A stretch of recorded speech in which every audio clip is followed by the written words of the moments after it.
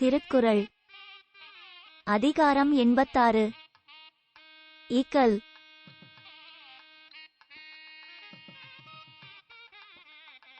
ஈக்கலென்ப எல்லா உயிர்க்கும் பகலென்னும் பண்பின்மை பாரிக்கும் நோய்.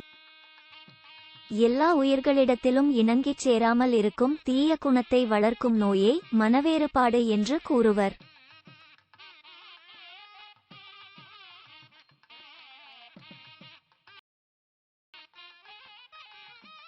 பகல் கருதி பற்றா செய்யினும் இக்கல் கருதி இன்னாசை யாமை தலை.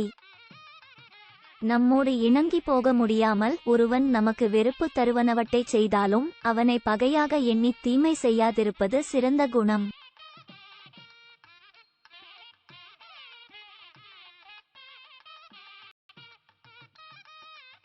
இக்கலென்னும் எவ்வநோய் நீக்கின் தவலில்லா தாவில் விளக்கம் தரும்.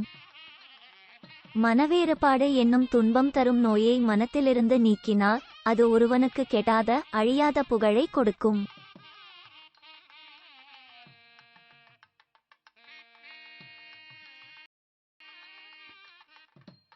இன்பத்துள் இன்பம் பயக்கும் இக்கலென்னும் துன்பத்துள் துன்பம் கெடின்.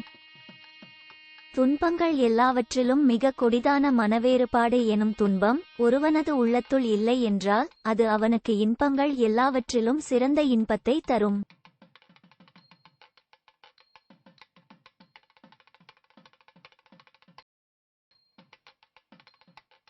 இக்கலெதிர் சாய்ந்தொழுக வல்லாரை யாரே மிக்லூக்கும் தன்மை எவர்.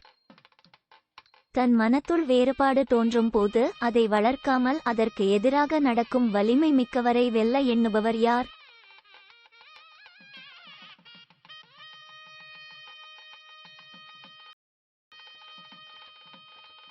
இக்கலின் மிகலினிது என்பவன் வாழ்க்கை தவலும் கெடலும் நனித்து. பிறருடன் மனவேறுபாடு கொண்டு வளர்வது நல்லதே என்பவன் வாழ்க்கை அழியாமல் இருப்பதும் சிறிது காலமே, அழிந்து போவதும் சிறிது காலத்திற்குள்ளேயாம்.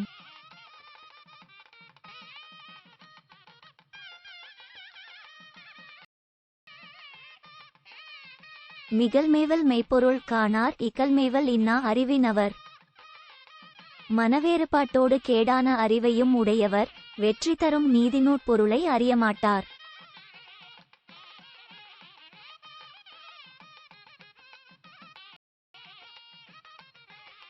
இகலிற்கு எதிர்சாய்தல் ஆக்கம் அதனை மிக்லூக்கின் ஊக்குமாம் கேடு.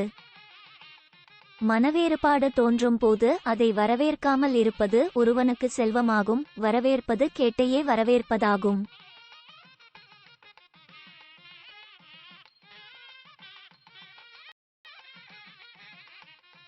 இகல் காணான் ஆக்கம் வருங்கால் அதனை மிகல் காணும் கேடு தரற்கு.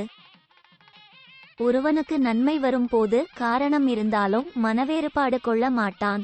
தனக்கு தானே கேட்டை விளைவிக்க எண்ணுபவன் காரணம் இல்லாவிட்டாலும் மனவேறுபாடு கொள்ள எண்ணுவான்.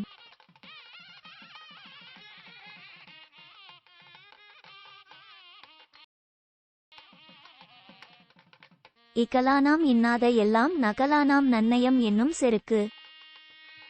மன வேறுபாட்டால் துன்பம் எல்லாம் உண்டாகும். நல்லிணக்க நட்பால் நீதி என்னும் செல்வச் செருக்கு உண்டாகும்.